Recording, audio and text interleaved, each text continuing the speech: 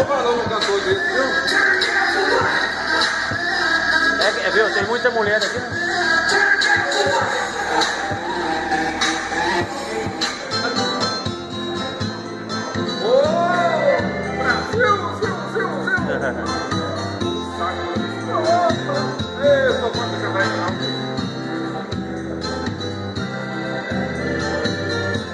Um saco de estopa com vira amarrado, eu trago guardado, é minha paixão. Uma bota velha, chapéu cor de ouro, bainha de couro e um velho facão.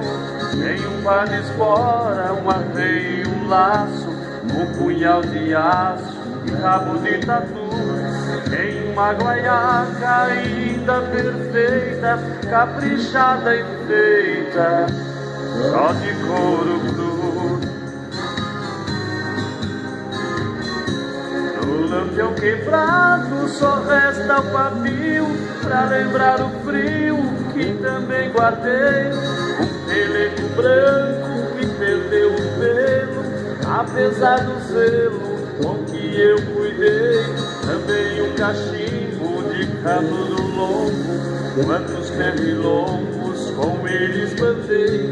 Um estribo esquerdo que guardo com jeito, porque o direito nascer que eu quebrei.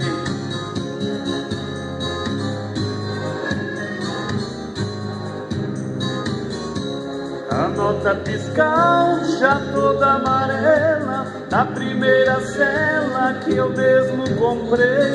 Lá em Soledade, na casa da Cinta, 230 na hora paguei. Também o recibo já todo amassado, primeiro ordenado que eu faturei. É minha traia num saco amarrado, num canto encostado, eu sempre guardei. Pra mim representa um belo passado, a lida de gado que eu sempre gostei. Assim enfrentei este trabalho duro e fiz meu futuro sem violar a lei.